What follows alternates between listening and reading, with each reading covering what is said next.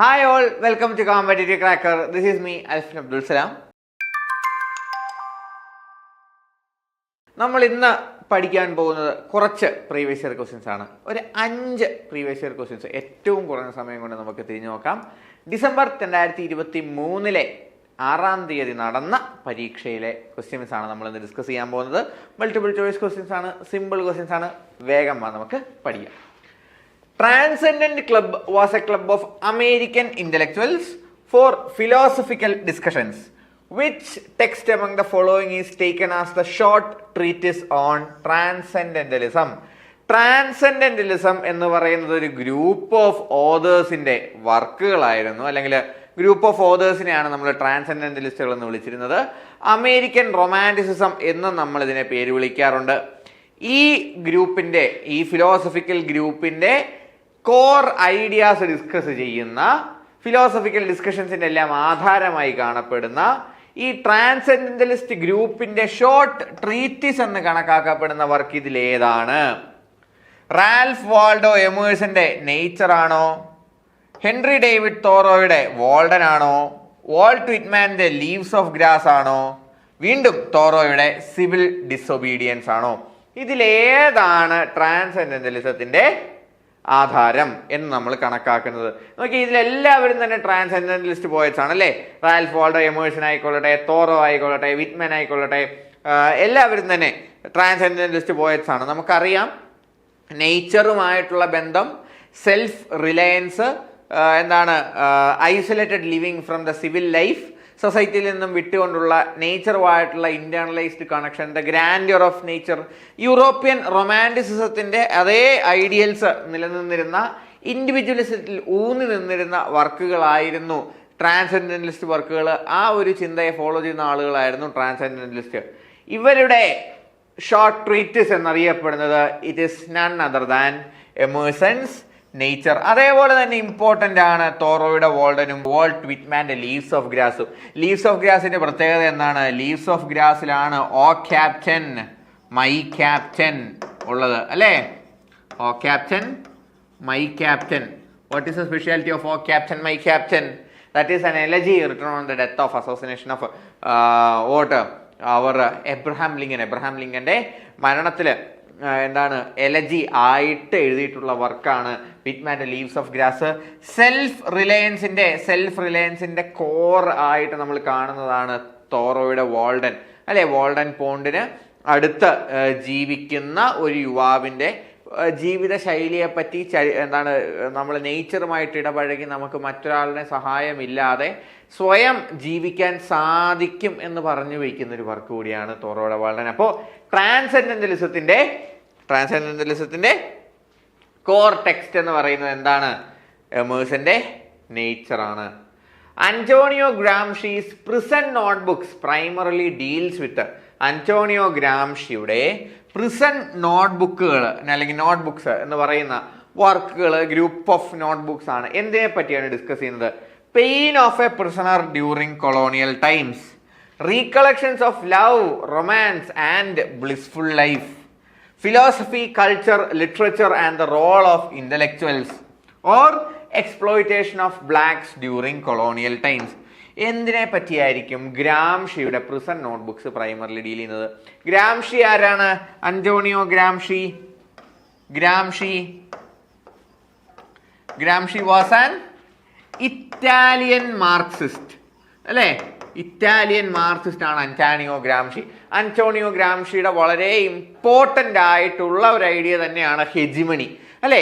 ഹെജിമോണിക്കൽ ആയിട്ടുള്ള പ്രിൻസിപ്പിൾസിനെയും how powerful people tempt to stay in power during using some techniques which he calls as hegemony. അങ്ങനെയുള്ള hegemonical പ്രാക്ടീസസിനെ പറ്റിയൊക്കെ discuss ചെയ്തിട്ടുള്ള വർക്കുകളിലൊന്ന് തന്നെയാണ് എന്ത് നമ്മളുടെ പ്രിസൺ നോട്ട്ബുക്സും. അപ്പോൾ അദ്ദേഹം നമ്മൾ പറഞ്ഞ പോലെ തന്നെ അദ്ദേഹം ഇറ്റലിയിലെ ഒരു പാർലമെന്റേറിയൻ ആയിരുന്നു. He was an elected representative, but still he was put in to jail by the fascist regime. So അങ്ങനെയുള്ള ഫാഷിസ്റ്റ് റെജീമിൽ അദ്ദേഹം പെയിൻ, ഒരു പ്രിസണർ ആയിട്ടിരിക്കുമ്പോൾ അദ്ദേഹം അനുഭവിച്ച പെയിൻ ആയിരിക്കും അവിടെ എഴുതിയിട്ടുണ്ടായിരിക്കുന്നത്. അല്ല, പ്രിസൺ നോട്ട്ബുക്സിൽ philosophy, culture, literature and the role of intellectuals തന്നെയാണ് ഡിസ്കസ് ചെയ്യപ്പെടുന്നത്. നമ്മൾ പറഞ്ഞ പോലെ തന്നെ ഹെജിമണി പോലെയുള്ള കോൺസെപ്റ്റുകൾ രാഷ്ട്രീയ, സാമൂഹിക, സാംസ്കാരിക പ്രതിബദ്ധതയുള്ള ആസ് എ മാർക്സിയൻ എക്കണോമിക് സ്പെക്ട്രത്തിനെ പറ്റി Marxian ideology of what superstructure, base structure, proletariat and bourgeoisie and the idea of ഹെജിമണിയുടെ ഐഡിയ ഒക്കെയാണ് നമുക്ക് എന്തിൽ കാണാൻ സാധിക്കുന്നത്? അന്റോണിയോ ഗ്രാംഷിയുടെ പ്രിസൺ നോട്ട്ബുക്സിൽ കാണാൻ സാധിക്കുന്നത്. നോക്കിയേ, next question. Panopticism is a concept that refers to external spying. Who among the following coined this term? Who coined the term panopticism, which means external spying? Antonio Gramsci ആണോ, Michael Foucault ആണോ, സ്ലാവോ ജിസെക് ആണോ, റൊളാൻഡ് ബാർത്തസ് ആണോ? ഇതിൽ ആരാണ് എന്തിനെ പറ്റി discuss ചെയ്തിട്ടുള്ളത്? പനോപ്റ്റിസിസത്തെ പറ്റി ഡിസ്കസ് ചെയ്തിട്ടുള്ളത്. It is none other than Michael Foucault. 1975 അദ്ദേഹം പനോപ്റ്റിസിസം എന്ന് പറയുന്ന ഒരു ഐഡിയ കൊണ്ടുവന്നിട്ടുള്ളത്. പനോപ്റ്റിക്കോൺ എന്ന് പറയുന്ന പ്രിസണിൽ നിന്നാണ്. ഒരു ടൈപ്പ് ഓഫ് പ്രിസൺ ആണ്, where you are kept and you are always surveillance, you are surveyed by the prison keepers, are you are always under surveillance. അങ്ങനെ നിങ്ങളെ കംപ്ലീറ്റ് സർവെയിലൻസിൽ നിർത്തുന്ന ഒരു പ്രിസൺ ആണ് എന്ത്? പനോപ്റ്റിക്കോൺ. അങ്ങനെ ഒരു പനോപ്റ്റിക്കോൺ എന്ന് പറയുന്ന ഐഡിയയെ ക്രിട്ടീക്ക് ചെയ്തുകൊണ്ടാണ് സൃഷ്ടിച്ചിട്ടുള്ളത്? പനോപ്റ്റിസിസം എന്ന് പറയുന്ന മെത്തേഡ് അല്ലെങ്കിൽ ടെക്നീക്ക് ആര് ചെയ്തിട്ടുള്ളത്? നമ്മുടെ മൈക്കിൾ ഫൂക്കോ ഇൻട്രൊഡ്യൂസ് ചെയ്തിട്ടുള്ളത്. അങ്ങനെയുള്ള ഒരു ഐഡിയ ആണ് പനോപ്റ്റിസിസം. നമ്മൾ പറഞ്ഞ പോലെ തന്നെ ഗ്രാംഷി എന്താണ്? ഹെജിമണിയെ പറ്റിയാണ് കൂടുതൽ ഡിസ്കസ് ചെയ്തിട്ടുള്ളത്. അതേപോലെ തന്നെ റൊളാൻഡ് ബാർത്തസ് എന്താണ്? റൊളാൻഡ് ബാർത്തസ് പോസ്റ്റ് സ്ട്രക്ചറലിസ്റ്റ് ആണ്, അല്ലെ? പോസ്റ്റ് സ്ട്രക്ചറലിസ്റ്റ് ആണ്. അദ്ദേഹമാണ് എന്തെഴുതിയിട്ടുള്ളത്? ഡെത്ത് ഓഫ് ദി ഓതർ, അല്ലെ? ഡെത്ത് ഓഫ് ദി ഓതർ എഴുതിയിട്ടുള്ളത്. So that is Roland Barthes, Antonio Gramsci, and obviously the person who has coined the term panopticism is Michael Foucault. Which among the following writers remarked that I know of no more encouraging fact than the unquestionable ability of man to elevate his life by an conscious endeavour? ഒരു conscious Endeavour കൊണ്ട് നമ്മളുടെ ജീവിതത്തെ നമുക്ക് മാറ്റിയെടുക്കാൻ സാധിക്കും എന്നുള്ള മനുഷ്യന്റെ ശേഷിയേക്കാൾ ഉപരി എനിക്ക് എൻകറേജിംഗ് ആയിട്ട് മറ്റൊന്നും വേണ്ട എന്ന സ്റ്റേറ്റ്മെന്റ് നടത്തിയതാര്? Is it Thoreau? Is it Emerson? Is it Henry James? Is it Emily Dickinson? Okay, ഇതിലാരാണ് ഈ ഒരു സ്റ്റേറ്റ്മെന്റ് നടത്തിയിട്ടുള്ളത്? നമ്മളെ സ്റ്റേറ്റ്മെന്റ് എടുത്ത് നോക്കിയാൽ I know of no more encouraging fact and the unquestionable ability of man to elevate his life by a conscious endeavour. ഒരു conscious എൻഡവറോട് കൂടി സ്വന്തം ജീവിതത്തെ മാറ്റാൻ. എഗെയിൻ അത് എന്തിനെ പറ്റിയായിരിക്കും ഡിസ്കസ് ചെയ്യുന്നത്?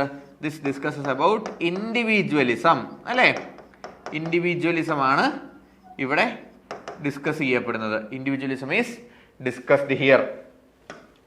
സോ ഇൻഡിവിജ്വലിസം ആകുമ്പോഴത്തേക്കിന് it will be something that is related to transcendentalism. നോക്കിയേ, ഈ വർക്കുകളെല്ലാം തന്നെ എന്താണ്? അമേരിക്കൻ ഓതേഴ്സ് ആണ്. എമിലി ഡിക്കൻസൺ ആയിക്കോട്ടെ, എമേഴ്സൺ ആയിക്കോട്ടെ, തോറോ ആയിക്കോട്ടെ, they are all American authors and it is a transcendentalist author. അപ്പോൾ who has coined or who has said this or wrote this or has remarked such I know of no more encouraging fact than the unquestionable ability of man to elevate his life by a conscious endeavor എന്നത് പറഞ്ഞിട്ടുള്ള ആരാണ്? It is none other than Henry David Thoreau. It's not Ralph Waldo Emerson, it is not Henry James, it is not Emily Dickinson. അപ്പോൾ ഇതിൽ ആരാണ് പറഞ്ഞത് നമ്മൾ മനസ്സിലാക്കി. പക്ഷേ ഇതിൽ ഏത് വർക്കിലാണ് എമേഴ്സൺ അല്ലെങ്കിൽ Thoreau not Emerson, Thoreau, Henry David Thoreau ഈ സ്റ്റേറ്റ്മെന്റ് നടത്തിയിട്ടുള്ളത് എന്നുള്ളത് നിങ്ങൾ കമന്റിൽ രേഖപ്പെടുത്തുക. So that is what takes us to the next question. Which work of Francis Bacon explains the new logic or inductive method of reasoning? Inductive method of reasoning എന്ന് പറയുന്ന അല്ലെങ്കിൽ new logic എന്ന് പറയുന്ന മെത്തേഡ് ഫ്രാൻസിസ് ബേക്കൺ ഏത് വർക്കിലൂടെയാണ് കൊണ്ടുവന്നത്? Up of things ആണോ? The history of Henry seven ആണോ? ദേ ഓഗ്മെന്റിസ് സയന്റേറിയം ആണോ? നോവം ഓർഗാനമാണോ? ഇതിനൊറ്റ ഉത്തരവേ ഉള്ളൂ. നമുക്ക് എല്ലാവർക്കും അറിയാം, നോവം ഓർഗാനമാണ്, അല്ലെ? നോവം ഓർഗാനത്തിലാണ് നമുക്ക് എന്ത് ചെയ്യാനുള്ളത്?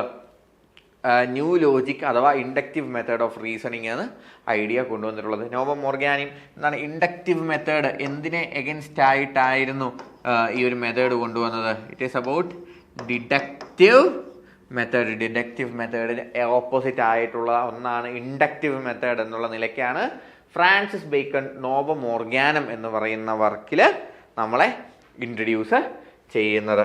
അപ്പോൾ we know about Bacon's essays and we know about Bacon's writing style.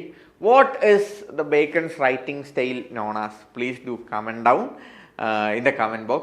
Also comment down in which poem does Henry David Thoreau make such statement about his belief in himself.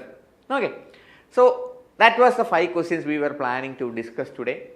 We have to go through the previous year questions. നമുക്ക് ഈ ഒരു 3 അല്ലെങ്കിൽ 5 previous year ക്വസ്റ്റ്യൻസിൽ നമുക്ക് മനസ്സിലാക്കാൻ സാധിച്ചത് ഏതൊക്കെ ഏരിയാസിൽ നിന്നാണ് നമുക്ക് അമേരിക്കൻ ലിറ്ററേച്ചറിൽ എക്സാംസ് അല്ലെങ്കിൽ ക്വസ്റ്റ്യൻസ് പ്രതീക്ഷിക്കേണ്ടത്. It is from transcendentalist poets അല്ലേ. Transcendentalism is the most core movement in American literature. അപ്പോൾ അമേരിക്കൻ ലിറ്ററേച്ചർ പഠിക്കുമ്പോൾ ട്രാൻസെൻഡന്റലിസ്റ്റ് പോയറ്റ്സിനെയും വർക്കുകളെയും കോട്ടുകളെയും പഠിച്ചാൽ മതി. പിന്നെ നമ്മൾ ലിറ്റററി ക്രിറ്റിസിസത്തിലേക്ക് വരുമ്പോൾ നമ്മൾ ഏറ്റവും കൂടുതൽ ശ്രദ്ധ ചെലുത്തേണ്ടത് പോസ്റ്റ് സ്ട്രക്ചറലിസത്തിലേക്കും സ്ട്രക്ചറലിസ്റ്റിലേക്കും പോസ്റ്റ് വാർ മാർക്സിയൻ ഐഡിയൽസിലേക്കുമാണ് അല്ലേ. ഗ്രാംഷി, അതുപോലെ തന്നെ റൊളാൻഡ് ബാർത്തസ്, ഇങ്ങനെയുള്ള കാര്യങ്ങൾ പോസ്റ്റ് സ്ട്രക്ചറലിസം ആയിക്കൊള്ളട്ടെ, സ്ട്രക്ചറലിസ്റ്റ് മാർക്സിസം ആയിക്കൊള്ളട്ടെ, ഈ ഏരിയാസിലുള്ള ഐഡിയാസ് എന്തൊക്കെ, വർക്കുകൾ ഏതൊക്കെ, ഓതേഴ്സ് ആരൊക്കെ എന്നുള്ള കാര്യങ്ങൾ നമ്മൾ പഠിച്ചു കഴിഞ്ഞാൽ സിംഗിൾ ആൻസർ മാത്രമുള്ള MCQ ക്വസ്റ്റ്യൻസ് നമുക്ക് എളുപ്പത്തിൽ ആൻസർ ചെയ്യാൻ സാധിക്കും. അതുപോലെ തന്നെയാണ് നമുക്ക് മാച്ച് ദ ഫോളോയിങ്ങും ക്രോണോളജി ക്വസ്റ്റ്യൻസും. ഇതെല്ലാം നമുക്ക് ക്ലിയർ ആയിട്ട് മനസ്സിലാക്കാൻ വേണ്ടിയിട്ട് പ്രീവിയസ് ഇയർ ക്വസ്റ്റ്യൻസ് റെഫർ ചെയ്യുക തന്നെ ചെയ്യണം. അങ്ങനെ പ്രീവിയസ് ഇയർ ക്വസ്റ്റ്യൻസ് റെഫർ ചെയ്തുകൊണ്ടുള്ള 56 ലൈവ് സെഷൻസ് ഉൾക്കൊള്ളുന്ന 60 ഡേ ബാച്ച് റണ്ണിങ് ആണ്. അതിലേക്കുള്ള അഡ്മിഷൻസ് ഉടൻ തന്നെ ക്ലോസ് ചെയ്യുന്നതായിരിക്കും. നിങ്ങൾക്ക് ഒരു ഫോക്കസ് വേണമെന്നുണ്ടെങ്കിൽ, നിങ്ങൾക്കൊരു അറേഞ്ച്മെൻറ്റ് സ്റ്റഡീസിൽ വേണമെന്നുണ്ടെങ്കിൽ, feel free to contact us and get placed in the 60 days batch and make your preparations for this UGC NET guided the best manner possible. For more informative videos, please do subscribe to this channel and make sure that you turn on the bell icon so that you get alerted whenever we come with more effective study methods and informative content. Till we meet again, it is me, Alfin Abdul Salam, signing off. Thank you.